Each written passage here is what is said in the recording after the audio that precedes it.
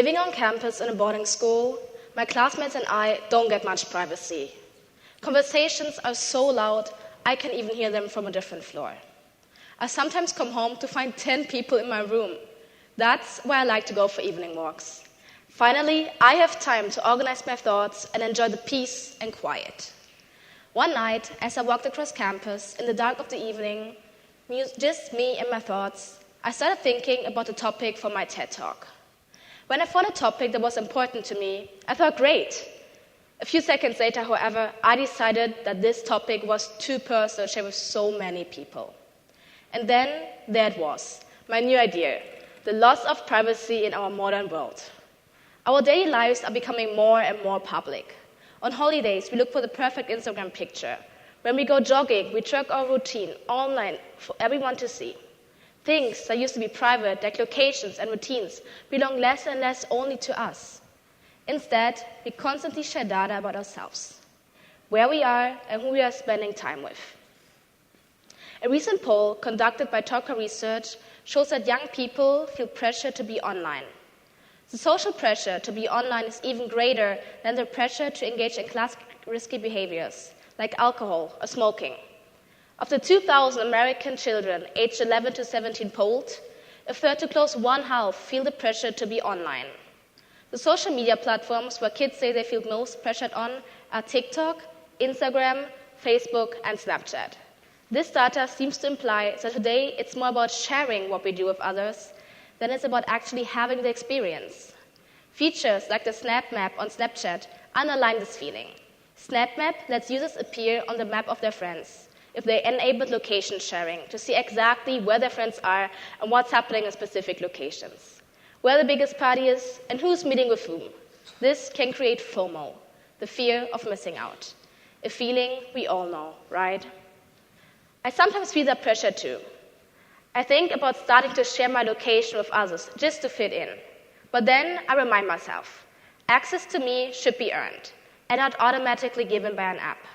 Shouldn't we become friends and get to know each other in real life first, before people know everything about me through social media? The more we share, the less we realize where our boundaries actually lie, and privacy is lost more and more.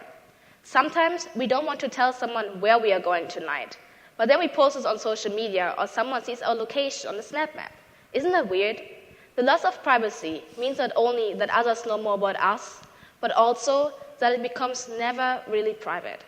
We should ask ourselves if this should be shared with everybody or kept to ourselves instead. Psychologist Hans-Jürgen Bruns explains that many people today feel the pressure to be visible, available, and perfect online, a state closely linked to stress and emotional exhaustion. Researchers say we are living in a privacy paradox.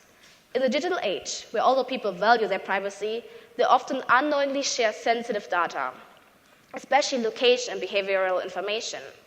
Studies also show that this loss of privacy does not only mean that others know more about us, but also that it becomes more difficult to truly keep anything just to ourselves, because our behavior and life moments are rarely fully protected from observation and judgment. Privacy matters in a world where it seems to get increasingly less important. Every day we share small pieces of information about ourselves, posts, likes, status, updates, but not everybody deserves or should know what's going on in our lives. There will be no sudden moment when we realize, now I have lost my privacy. Instead, it grows slowly. Old posts come back from the gym, from the way to school, or from the favorite cafe, literally. Over time, this information can say a lot about our routines and habits. We have become so addicted to the idea of sharing being normal and unavoidable that we barely think about what information we are giving away. Think about it. It might be cute, posting a video of your sister in a princess costume that you put on backwards. She doesn't even know what social media is. How would you feel if she put something embarrassing about you one day? Privacy doesn't disappear suddenly. It does quietly, in the small decisions we make every day. Every photo, every location, every moment we share takes us a little further away from ourselves. And perhaps the more important question isn't what others can see about us, but what we actually want to keep to ourselves. Because not everything we experience needs to be visible to be meaningful. Maybe true freedom today doesn't lie in being able to share everything, but in consciously deciding what we don't share. Access to your life should be earned. So let's start asking ourselves this question more often. Does everyone really need to see this, or is it something that belongs only to me? Thank you.